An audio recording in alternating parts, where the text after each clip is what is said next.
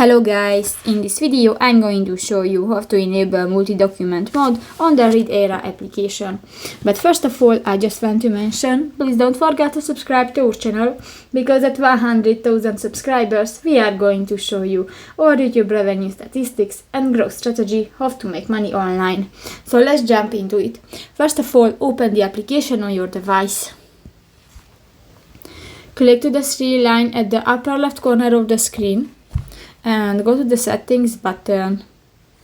Go to the reading section and you can find the multi-document mode under the bookmark by touch. Open books and documents in a new window, switching between documents using the active apps system button. If you want to enable this function, click to the next white circle, and if it will be turned yellow, this function will be enabled so you can use the multi-document mode. So that's pretty much it for this video guys. See you in the next one. Bye bye.